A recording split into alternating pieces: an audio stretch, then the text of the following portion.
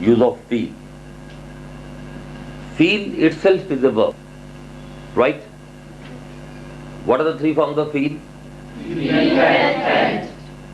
To feel means महसूस करना.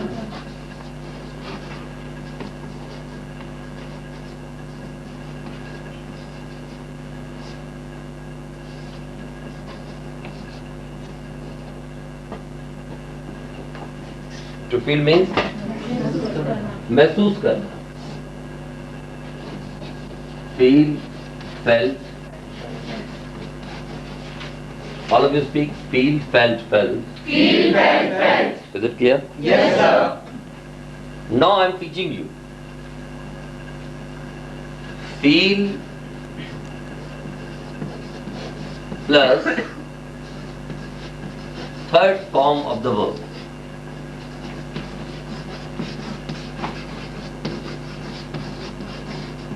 जैसा कि मैंने आपको पहले कहा था, जब आप लोग बिजनेस कोर्स में थे तो मैंने आपको बताया था कि जो भी ग्रामर मैं आपको पढ़ाऊंगा वो मेरी अपनी बनाई हुई ग्रामर है. कही थी ये बात? Yes, sir. मैं आपको टेक्निकल चीज़ों के चक्कर में नहीं डालूंगा.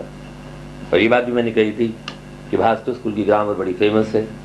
यहाँ की ग्रामर इतनी सिंपल है कि यहाँ पढ़ने के बाद सड़क पर मूंगफली जो बेचता है, जो पढ़ा लिखा नहीं है, वो भी अंग्रेजी सीख कर अंग्रेजी बोलना शुरू कर देता. बताई थी ये बात? Yes, sir. तो ये उसी श्रृंखला में एक लेसन आता है, feel plus third form of the verb. Feel का मतलब महसूस करना, और अगर फील के साथ भी कोई वर्ब आएगा तो वर्ब की थर्ड फॉर्म आएगी. जैसे आपको मैंने बताया था स्टॉप, स्टार्ट, नीड, अवॉइड की वर्ब की पहली फॉर्म आईएनजी, वो भी अपने आप में वर्ब थे. तो ये फील के साथ हम वर्ब की थर्ड फॉर्म का प्रयोग करते हैं. आप उधर चले जाइए. Sentence number 1. ये वाली सीट खाली रखी आपको, आगे से इधर कोई ना बैठे कल से. जैसे फॉर एग्जाम्पल, अब मैंने कहा भाई जब मैं आपके घर में आता हूं मजा नहीं आता. आपने देखा आम मानवीय स्वभाव है, ये देवत्व का स्वभाव है, ये देवताओं का स्वभाव होता है. ऐसा व्यक्ति में देवत्व माना जाता है. अगर आपके घर कोई आए पहली बार आप उसका स्वागत करते हैं, दूसरी बार आए तो मुस्कुरा के स्वागत करते हैं, दिन में 4 बार कोई आए तो आप उसका स्वागत करते हैं. लेकिन आमतौर पे आप क्या देखते हैं, लोग आपको बुलाएंगे आइए ना कभी घर, बुलाते हैं ना लोग, आइए ना कभी घर, आएंगे जी, और आप पहुंच जाओ उनके घर में. कई लोग स्वागत करेंगे और दूसरी बार फिर पहुंच जाओ, आप बहुत प्यार करते हो जी, मैंने सोचा मैं इधर से जा रहा था, दोबारा मिलता जाऊं 2 दिन के बाद. फिर 6 दिन के बाद दोबारा पहुंच जाओ, स्वागत होगा आपका? होगा? स्वागत नहीं होगा, बल्कि मुंह उड़ा करके आपको जवाब दिया जाएगा. Is it clear? ये आम स्वभाव पाया जाता है. लेकिन एक्सेप्शंस, क्या वर्ड बोला मैंने? एक्सेप्शंस. एक्सेप्शन कहते हैं अपवाद.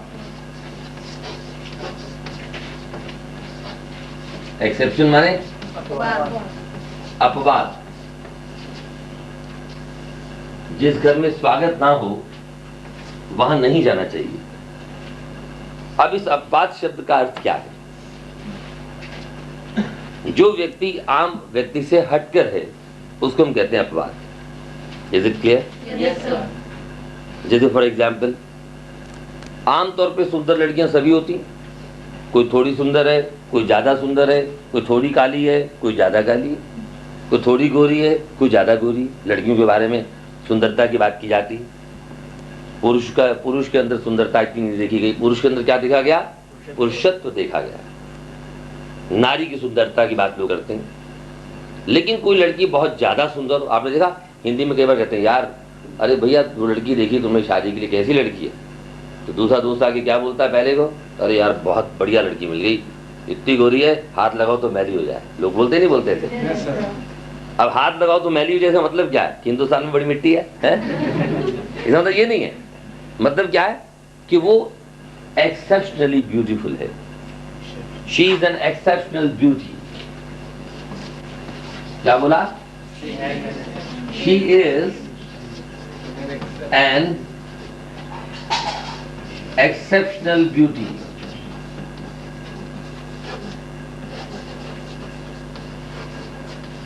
या शी इज एक्सेप्शनली ब्यूटीफुल.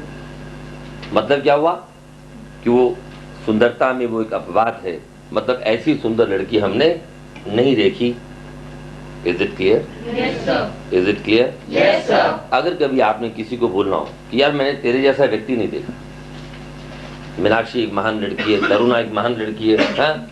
घर के अंदर काम करती है, माता पिता की सेवा करती है, ससुराल में सास ससुर की सेवा करती है, पत्नी के रूप में पत्नी धर्म का पालन करती है। आपने मैंने की बात, इज इट क्लियर? आपकी तो अभी शादी होनी है। It's okay. तो ये तो हम क्या बोलेंगे? जो व्यक्ति, अब मैं बोलता हूं भाई मैंने आप जैसा महान व्यक्ति नहीं देखा, या आप लोग बोलते हैं सर आप बहुत बढ़िया पढ़ाते हो, मजा आ जाता है जब पढ़ते हैं तो सर हमें तो अभी आप जैसा टीचर देखा नहीं है। ऐसा बोलते नहीं बोलते? Yes, sir. नहीं बोलोगे तो मारूंगा। चलिए, तो हम बोलते हैं, तो क्या बोलते हैं? I am yet to see, I am yet to see a teacher like you, I am yet to see a teacher, उतारते जाइए साथ साथ, I am yet to see a teacher like you. अगर इसका हम एग्जैक्ट हिंदी अनुवाद करें तो क्या होगा? मैंने टीचर देखना है अभी तक, अभी ऐसा टीचर देखना है। मतलब क्या हुआ कि मैंने आप जैसा टीचर नहीं देखा। Is it clear? Yes, sir. जैसे आप बड़े महान हैं, मैं कहता हूं भाई you are a great person, you are a great woman Meenakshi, तो I am yet to see a great woman like you, I am yet to see a great person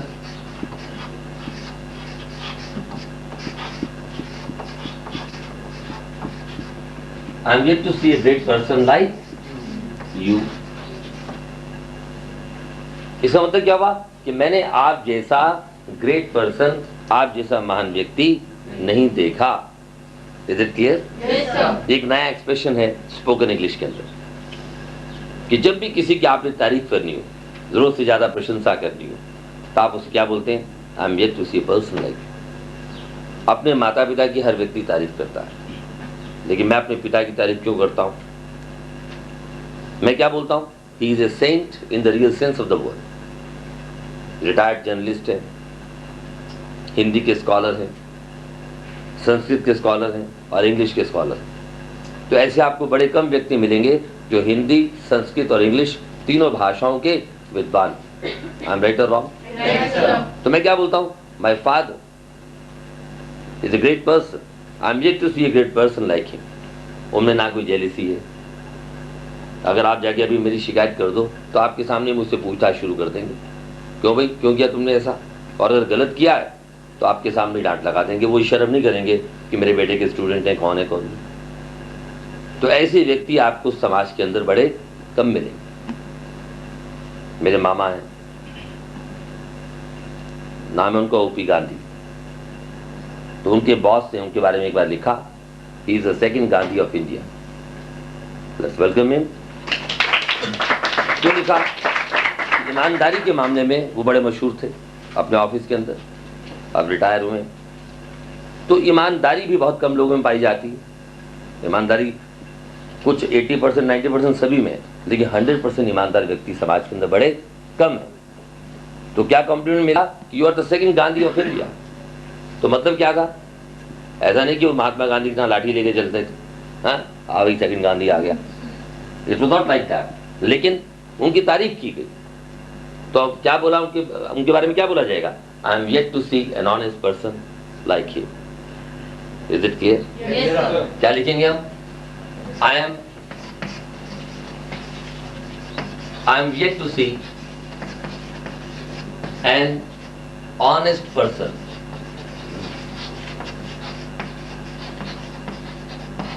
like him, या I am yet to see an honest person like OP Gandhi, I am yet to see an honest person like Mahatma Gandhi. Mahatma Gandhi भी व्यक्तिगत रूप से कई मामलों के अंदर जरूरत से ज्यादा ईमानदार थे। Is it clear? ये बात अलग है उन्होंने गलतियां की, राजनीतिक गलतियां की, जिसका भुगतान हम आज तक कर रहे हैं। तो I am yet to see an honest person like him. Is it okay? Yes, sir. तो मैं पढ़ा रहा था आपको feel plus third form of the verb. Feel का मतलब है महसूस करना, third form of the verb. तो मैंने अभी आपकी तारीफ की, तरुणा आपकी तारीफ की, मीनाक्षी आपकी तारीफ की, मिस तरुणा मल्होत्रा की तारीफ की और मिसेज मीनाक्षी वालिया की तारीफ की, और दोनों ने क्या किया? थैंक यू बोला आपने। अब मैं आपको फील्ड शब्द पे ले जा रहा हूं कि अगर आप इस शब्द का प्रयोग करते हो मुझे धन्यवाद करेंगे तो कैसे करेंगे। ये आपने उतार लिया सारा? Yes, sir. May wipe it of? Yes, sir.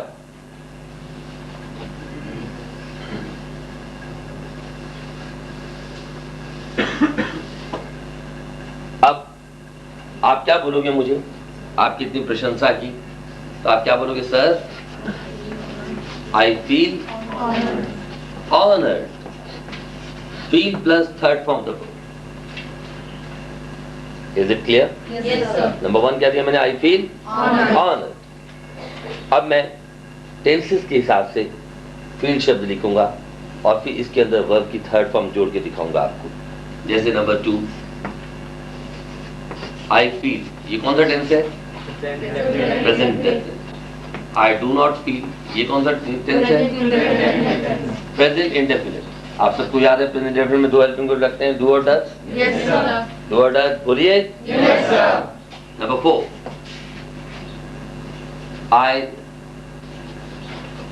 I am feeling, ये कौन टेंस है? Continuous. एक आवाज। Present continuous. नंबर 5, मैं पूछूंगा और एक ही आवाज में जवाब दीजिए। आई हैव के साथ कौन सी फॉर्म आती है? Third form. ये कौन सा टेंस है? Present perfect tense. कौन सा? Present perfect tense. Number 6, I did not feel, ये कौन सा टेंस है? Past tense. Very good. Number 7, ये कौन सा टेंस है? Past tense. I felt. Past tense. ठीक है। अब देखा आपने इस सारे टेंसेस में मैंने उनके हेल्पिंग वर्ब्स को लेके उसी के हिसाब से वर्ब की फॉर्म लगाई, फील की फॉर्म लगाई और सेंटेंसेस लिखे। अब लेसन क्या है? Feel plus third form the verb. अब मैं इसके साथ वर्ब की थर्ड फॉर्म लगा रहा हूं। Let us take one word, insult. Insult माने अपमानित करना। इंसल्ट क्या ये वर्ब है? Yes, तो मैंने sir. लिखा आई फील, वर्ब की थर्ड फॉर्म क्या होगी? Insulted. इंसल्टेड। टू इंसल्ट माने अपमान करना। इसके 3 फॉर्म्स क्या बनेंगी? Insult. Insulted. एक आवाज में बोलिए। Insult. Insulted. Insulted.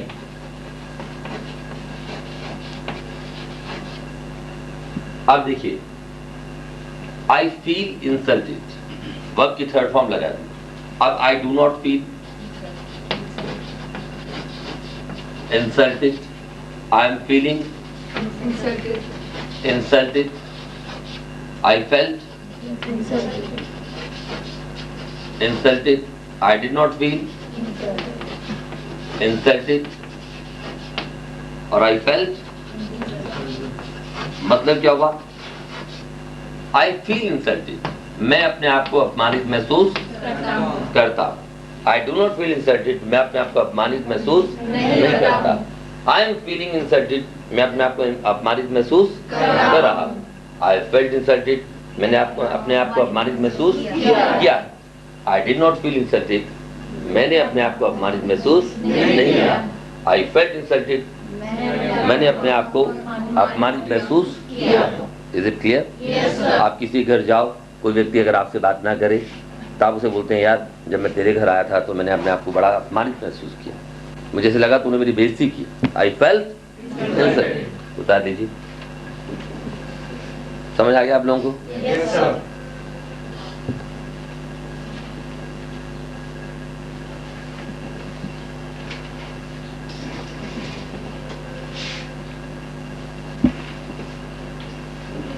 Five, six, and seven is same.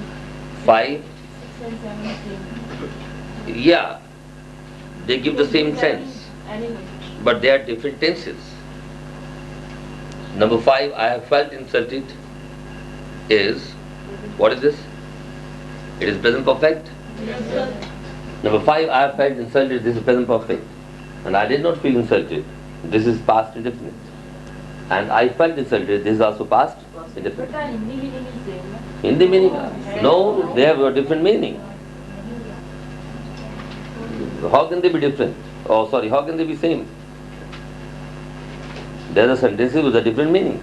I have felt insulted. मैंने अपने आप को अपमानित महसूस किया है. For example, you go with your husband. Okay, you go to your Maika. अब आपके फादर या मदर कोई आपके हस्बैंड को उल्टा सीधा बोल देते हैं. वो कहते हैं भाई मैंने अपने आप को बड़ा अपमानित महसूस किया, तुम चलो यहाँ से. Is it clear? क्या बोलते हैं वो? तुम चलो यहाँ से. I have felt insulted. तो आप कहते हो नहीं मैंने तो कोई नहीं किया महसूस. I didn't feel insulted.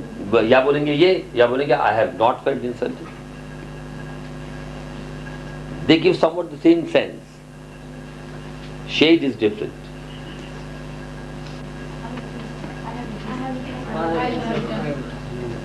सबने लिख लिया? Yes, sir.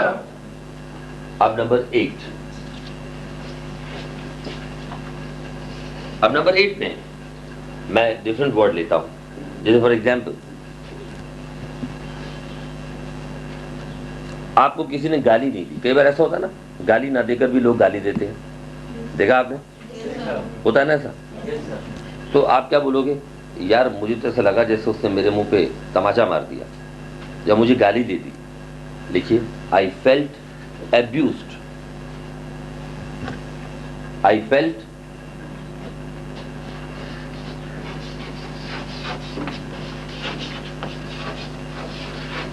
I felt abused. देखिए नंबर 8, I felt. बोलिए सब लोग, I felt abused. अब कई बार क्या होता है, आप किसी को कुछ बोल देते हैं या कोई व्यक्ति आपको कुछ ऐसा बोल जाता है कि आप कई दिन तक डिस्टर्ब रहते हैं. यार उसने बोल क्या दिया? I'm right or wrong? हम लोग क्या करते हैं, अपने मुंह से जो मन में आता है बोल देते हैं, बिना सोचे समझे कई बार बात कर देते हैं. और आपने देखा कई बार एक छोटी सी बोली हुई बात दूसरे के मन पर इतना असर करती है कि उससे रिश्ता टूट जाता है. नोट किया आपने जीवन के अंदर? Yes, sir. इसलिए वाणी से बड़ा सोच समझ के बोलना चाहिए. वाणी का संयम बरतना चाहिए व्यक्ति को. ये नहीं जो मुंह में आया बोल दिया, जो मन में महसूस किया बोल दिया. पहले तोलो फिर बोलो. तो लिखिए, तो मैंने क्या दिया? वर्ड डिस्टर्ब लिया नंबर 9 में. भाई जब वो मुझे बोल गया तो उसके बाद यार मैंने अपने आप को बड़ा डिस्टर्ब फील किया. I felt disturbed. D-I-S-T-U-R-B-E-D.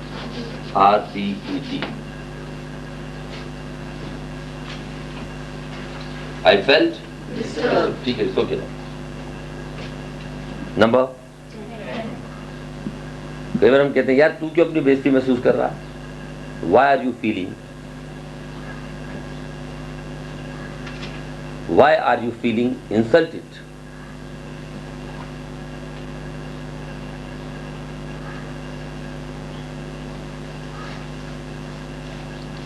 Why are you feeling insulted? अब कई बार क्या होता है, कई रिश्ते ऐसे होते हैं, एक व्यक्ति आपको गाली दे रहा है, आप हंसते जा रहे हैं, फिर भी आप उससे प्यार करते हैं. I'm right or wrong? तो आप कहते हैं, दूसरा व्यक्ति आपसे सवाल क्लियर करता है, यार don't you feel insulted when he abuses you? जब वो तुम्हें गाली देता है तुम्हें बेइज्जती महसूस नहीं होती?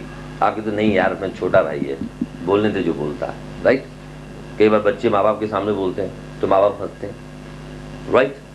तो लिखिए, don't you feel insulted. Don't you feel, number कौन सा है? Number 11. Don't you feel insulted.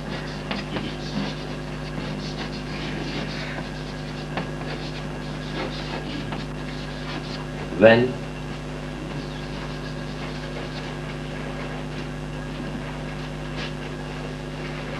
he abuses you.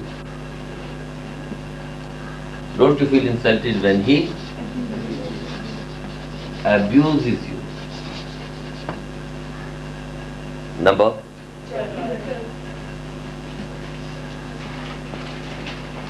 if you do my work.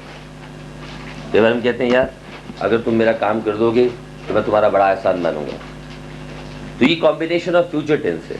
आपको कॉम्बिनेशन ऑफ फ्यूचर टेंसेस में पढ़ाया था कि फ्यूचर के अधूरे वाक्य में ना हमने नियम चेंज कर दिया था कि फ्यूचर के अधूरे वाक्य में आप प्रेजेंट का कोई भी टेंस इस्तेमाल कर सकते हैं। बताया था मैंने। तो आज चेंज करते हैं, लिखिए if you do my work I will feel highly obliged. I will feel highly, HIGHLY, if you do my work. I will feel highly obliged.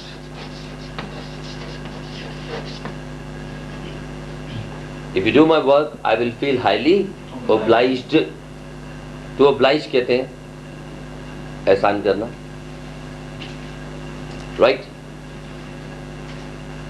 और एक और भी हिंदी में मीनिंग आता है, ध्यान नहीं आ रहा, कल बताऊंगा आपको। हाँ अय्या, कृतज्ञता महसूस करना।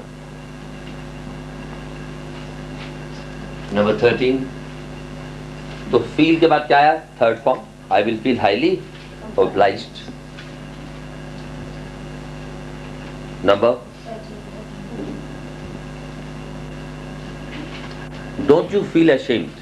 कई बार कोई व्यक्ति गलत काम करता है, हम उसे कहते हैं जा अपने को देख, तेरे को शर्म नहीं आती ऐसे काम करते हुए? Don't you feel ashamed. ASHAMED, ASHAMED, ashamed. ASHAMED. Don't you feel ashamed when you look at you in the mirror? Don't you feel ashamed when you look at you in the mirror?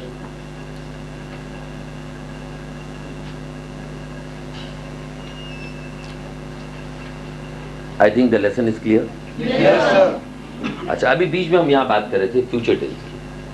तो जब आपको present का combination पढ़ाया था मैंने, तो क्या बताया था कि प्रेजेंट के अधूरे वाक्य में हम क्या करते हैं?